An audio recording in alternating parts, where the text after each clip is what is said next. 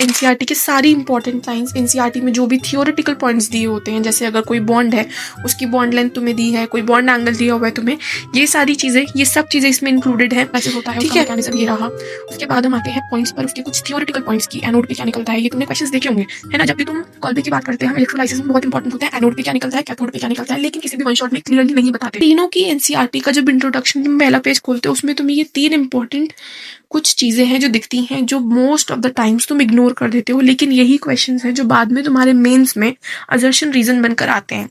Alkenes का पुराना नाम, या एल्कीन्स को पहले ज़माने में क्या बोलते थे, आजकल भी कई ट्रेडिशनल बुक्स में तुम्हें यही नाम मिलता है, दैट इज़ पैराफिन।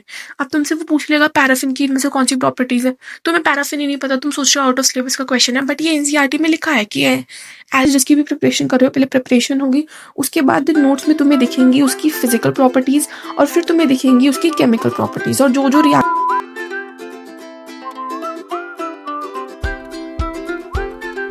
तुम्हें पता है आज क्या है? आज है डे 4 ऑफ माई सीरीज, जहां हम मिलकर तुम्हारी JEE 2026 के लिए ऑर्गेनिक केमिस्ट्री को ठीक करेंगे।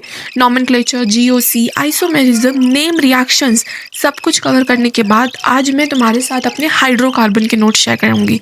देखो, ये नोट्स वही हैं जो मैंने अपनी प्रिपरेशन के टाइम बनाए थे, तो PDF पर जाने से पहले 5 मिनट ध्यान से सुन लो।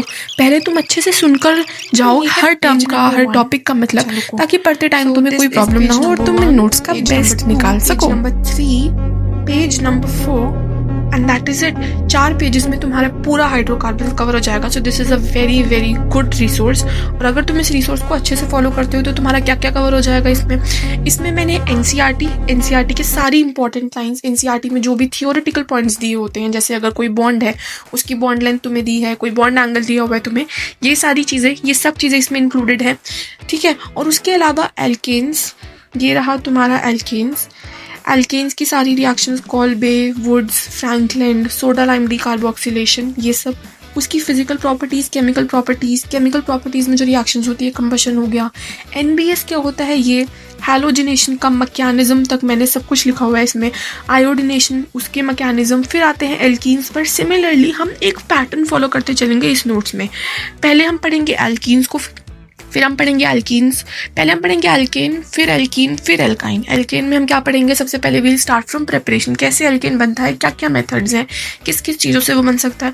उसके बाद प्रिपरेशन के बाद किसी भी चीज़ की, तीनों में से जिसकी भी प्रिपरेशन कर रहे हो, पहले प्रिपरेशन होगी, उसके बाद नोट्स में तुम्हें दिखेंगी उसकी फिजिकल प्रॉपर्टीज़, और फिर तुम्हें दिखेंगी उसकी केमिकल प्रॉपर्टीज़, और जो जो रिएक्शंस इंपॉर्टेंट होगी वो सब कुछ। तो पूरी एनसीईआरटी और सारे इंपॉर्टेंट टॉपिक्स इसमें कवर हैं। तो सबसे पहले देखो, सबसे पहला टॉपिक जो मैंने यहाँ पे लिखा है वो है एनसीईआरटी की तीनों की एनसीईआरटी का जब इंट्रोडक्शन तुम पहला पेज खोलते हो, उसमें तुम्हें ये 3 इंपॉर्टेंट कुछ चीज़ें हैं जो दिखती हैं, जो मोस्ट ऑफ द टाइम्स तुम इग्नोर कर देते हो, लेकिन यही क्वेश्चंस हैं जो बाद में तुम्हारे मेंस में असर्शन रीजन बनकर आते हैं। एल्कीन्स का पुराना नाम, या एल्कीन्स को पहले ज़माने में क्या बोलते थे, आजकल भी कई ट्रेडिशनल बुक्स में तुम्हें यही नाम मिलता है, दैट इज़ पैराफिन। अब तुमसे वो पूछ लेगा पैराफिन की इनमें से कौन सी प्रॉपर्टीज़ है, तुम्हें पैराफिन ही नहीं पता, तुम सोच रहे हो आउट ऑफ सिलेबस का क्वेश्चन है, बट ये एनसीईआरटी में लिखा है कि एल्केन का दूसरा नाम है पैराफिन। पैराफिन क्यों? क्योंकि वो लेस रिएक्टिव होता है। ये एक दूसरी लैंग्वेज का वर्ड है, but that is not important. तुम्हें ये जानना ज़रूरी है कि पैराफिन का मतलब लेस रिएक्टिव। दिस BA, इसीलिए बोल रही हूँ कि इस वीडियो को देखो ताकि तुम्हें ये जो मैंने न्यूमोनिक्स यूज़ करे हैं इनका मतलब समझ में आए। BA का मतलब है बॉन्ड एंगल। अब जो एल्केन, जितने भी एल्केन्स होंगे उनका बॉन्ड एंगल क्या होगा वो मैंने यहाँ पर लिखा हुआ है। The angle is 109 degree 28 minutes. Hybridisation कितनी होगी? sp3। सिमिलरली एल्कीन के कुछ पॉइंट्स डबल बॉन्ड होता है, हाइब्रिडाइजेशन sp2 है, शेप है ट्राइगोनल प्लेनर। उसके बाद ये है हमारी bond length, this is bond length. मैंने यहाँ पे कुछ नहीं लिखा है लेकिन मैं तुम्हें वीडियो में इसलिए बता रही हूँ कि क्या है। This is bond length. और ये है बॉन्ड एनर्जी। अब मैं बीच बीच में बॉन्ड एनर्जी, बॉन्ड लेंथ ये सब लिखूँ तो कॉम्प्लिकेटेड हो जाएंगे, इसलिए मैंने सिर्फ इंपॉर्टेंट डेटाज यहाँ पे मेंशन कर दिए हैं, ठीक है।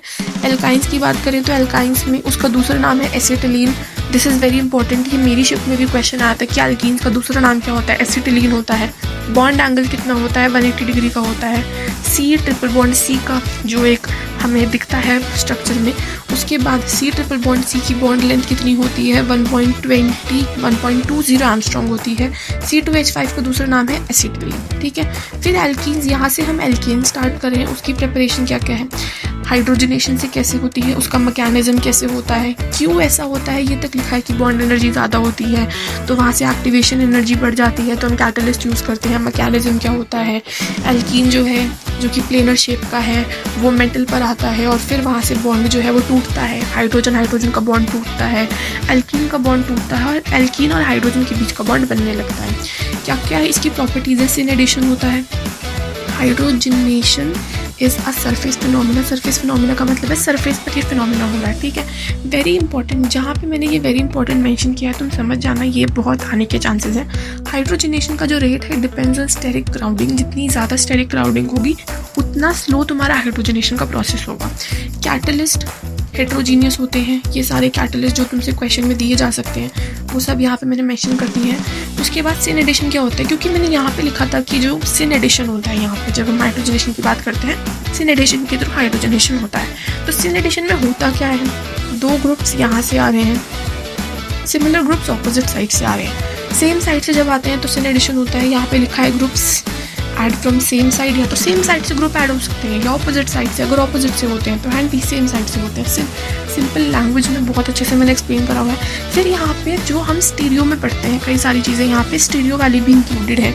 अरिथ्रो क्या होता है, थ्रियो क्या होता है, फिर तुम्हें कैसे पता चलेगा कि कौन सा अरिथ्रो कंपाउंड बनेगा, कौन सा थ्रियो बनेगा, तो उसके लिए एक टेबल है which is very important from advance perspective. लेकिन आजकल मेंस भी एडवांस से इंस्पायर होके ऐसे स्टीरियो वाले क्वेश्चन इंक्लूड कर देता है। तो ये मैंने यहाँ पे टेबल भी मेंशन कर दी है कि अगर सिस एल्कीन है उसमें तुम सिन एडिशन करोगे तो ये प्रोडक्ट बनेगा, अनसिमेट्रिकल है तो ये बनेगा, सिमेट्रिकल है तो ये बनेगा। तो ये टेबल पढ़ लेना अच्छे से। फिर आते हैं कॉन्जुगेटेड डाइईन क्या होते हैं, ये मैंने शेप बना रखी है कॉन्जुगेटेड डाइईन की, उसमें एस ट्रांस है, एस सिस है, 1,4 एडिशन क्या होता है वो सब लिखा है। फिर आते हैं कॉल बेस इलेक्ट्रोलाइसिस। अगर तुमने थोड़ा बहुत भी हाइड्रोकार्बन पढ़ा है तुम्हें पता होगा ये कितना इंपॉर्टेंट है। कॉल बेस इलेक्ट्रोलाइसिस, उसका मैकेनिज्म क्या है, कैसे कैसे कॉल बेस इलेक्ट्रोलाइसिस होता है, उसका मैकेनिज्म ये रहा। उसके बाद हम आते हैं पॉइंट्स पर, उसके कुछ थियोरेटिकल पॉइंट्स की, एनोड पे क्या निकलता है, ये तुमने क्वेश्चंस देखे होंगे है ना। जब भी तुम कॉल बेस की बात करते हैं इलेक्ट्रोलाइसिस में बहुत इंपॉर्टेंट होता है एनोड पे क्या निकलता है, कैथोड पे क्या निकलता है, लेकिन किसी भी वन शॉट में क्लियरली नहीं बताते।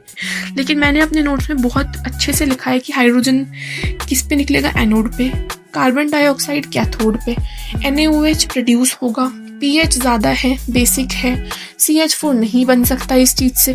इसका भी क्वेश्चन मेंस में एक बार पूछा गया है कि CH4 इनमें से कौन से प्रोसेस से नहीं बन सकता।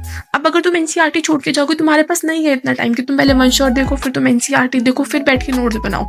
इट इज़ वेरी इंपॉर्टेंट, मैं कह रही हूँ तुम ये नोट्स ले लो, इनमें NCERT, इन नोट्स में क्या क्या है, इन नोट्स में है तुम्हारी NCERT प्लस जेई मेंस के जितने भी इंपॉर्टेंट कॉन्सेप्ट हैं, एडवांस्ड कौन से कॉन्सेप्ट जो जेई मेंस में आ सकते हैं, वो सब कुछ इंक्लूडेड है। फिर आते हैं वुड्स रिएक्शन पे। बाय द वे अगर तुमने मेरी नेम रिएक्शन वाली वीडियो नहीं देखी है तो जाके देख लेना, क्योंकि वहाँ पे वुड्स रिएक्शन को याद करने का बहुत अच्छा तरीका मैंने तुम्हें बताया था कि कैसे तुम उसे याद कर सकते हो, है ना। वुड्स फिटिग होता है, फिटिग होता है, वुड्स फिटिग और वुड्स रिएक्शन तीनों को क्लियर कर दिया था मैंने उसमें। बट यहाँ पे मैंने लिख दिया है कि कैसे वुड्स रिएक्शन होती है, उसमें फ्री रेडिकल मेथड क्या होता है, आयोनिक मेथड क्या होता है, उसके कुछ NCERT के पॉइंट्स की CX बॉन्ड जो है वो स्लोएस्ट स्टेप, RDS जिसे हम बोलते हैं। RDS का फुल फॉर्म अगर तुम्हें नहीं पता तो यहीं पे लिख लेना, it is rate determining step. वो स्टेप जो हमारा रेट डिसाइड करता है कि कितना स्लो रिएक्शन होगी या कितना फास्ट। तो ये क्वेश्चन भी मेंस में कई बार पूछा गया कि RDS क्या है इस रिएक्शन में।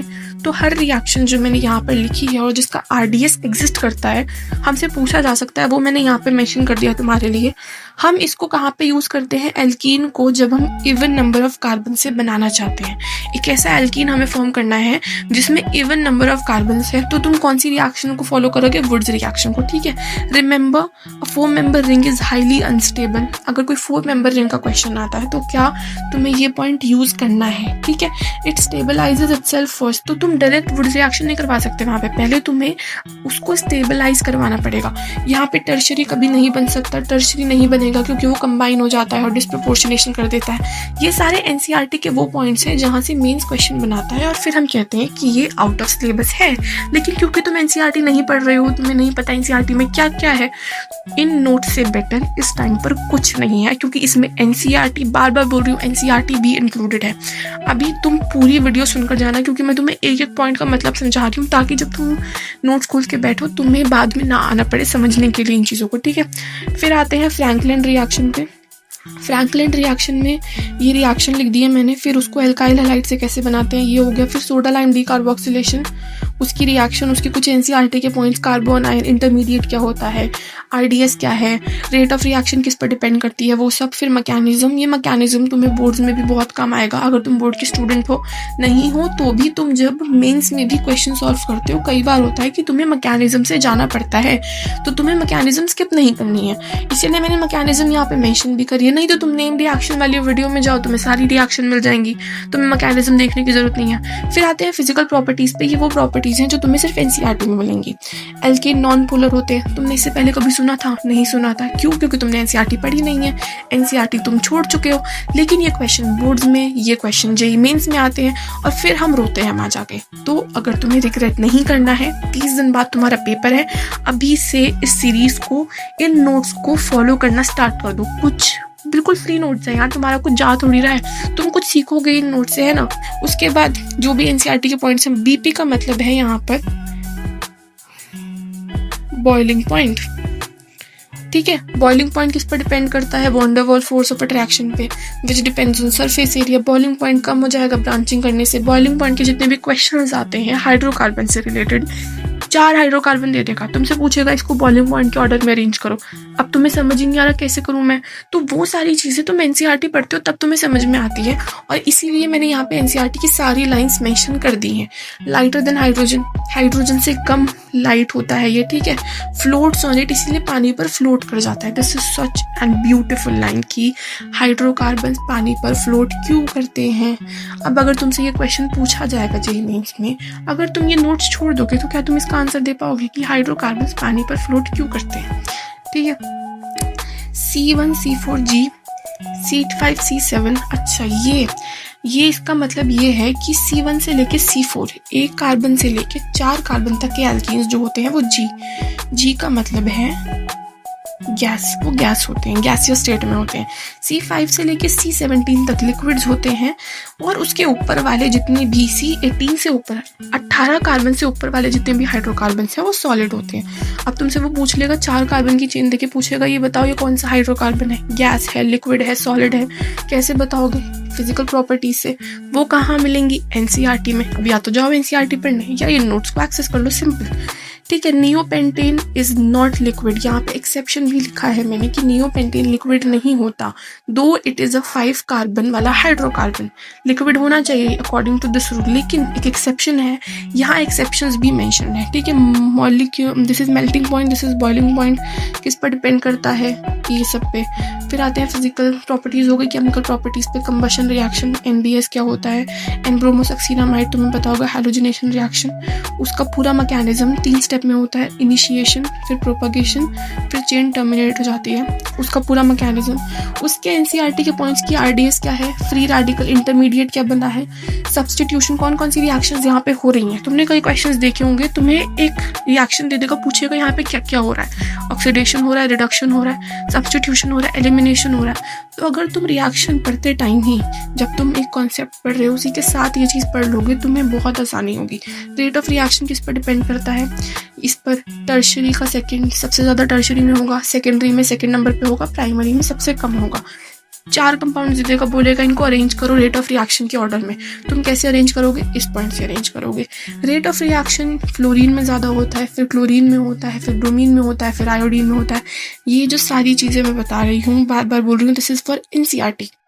ये एनसीईआरटी की वो लाइंस हैं जो तुम एनसीईआरटी को जब छांटते हो ना बैठने, जब तुम एनसीईआरटी की एक लाइन को पढ़ते हो तब तुम्हें ये लाइंस मिलती हैं। लेकिन यहाँ पर इन नोट्स में सब कुछ है, एनसीईआरटी भी है। डायरेक्ट फ्लोरिनेशन नहीं हो सकता, क्यों? क्योंकि वो एक्सप्लोजिव होता है। क्लोरीन ज़्यादा रिएक्टिव है, इसलिए सिलेक्टिविटी कम हो जाती है। आयोडीन की सिलेक्टिविटी ज़्यादा है तो रिएक्टिविटी कम हो जाती है। ये अगेन असर्शन रीजन में बहुत आते हैं क्वेश्चंस। ऑर्डर ऑफ क्लोरीनेशन ये है, ऑर्डर ऑफ ब्रोमिनेशन ये है, पी का मतलब है प्राइमरी, टी का मतलब है टर्शरी, एस का मतलब है सेकेंडरी। आयोडिनेशन के सारे पॉइंट अब मैं जल्दी जल्दी बता रही हूँ तुम्हें। एल्कीन्स हैं, एल्कीन को कैसे बनाते हैं, एल्काइन से। बर्च रिडक्शन तुमने सुना होगा, तो उसके इंपॉर्टेंट पॉइंट्स, इलेक्ट्रोफिलिक रिडक्शन है यहाँ पर। फिर फैक्टर्स अफेक्टिंग अटैक, यहाँ पे मैंने 3 स्टेप की रिएक्शन लिखी हुई है, यहाँ पे इंपॉर्टेंट मेंशन किया तो इसको मत छोड़ना। Bromine is not completely polar, पढ़ लेना जो भी लिखा है यहाँ पे, ठीक है। उसके बाद हम आते हैं हाइड्रोहैलोजिनेशन पर, मार्कोकिनोव एडिशन। उसके बाद hydration of alkenes, anti Markovnikov oxidation. फिर आते हैं ओजोनोलिसिस पर, और फाइनली हम एल्काइन में खत्म कर देते हैं। So that is it from my side. यही वो नोट्स है। मेक श्योर तुम चैनल को सब्सक्राइब करो, क्योंकि ऑटोमेशन सिर्फ सब्सक्राइबर्स को ही अलाउ करेगा ये पीडीएफ खोलना। मैं बोल रही हूँ चैनल को सब्सक्राइब करो, फिर एक्सेस ले लेना, ठीक है। बाय।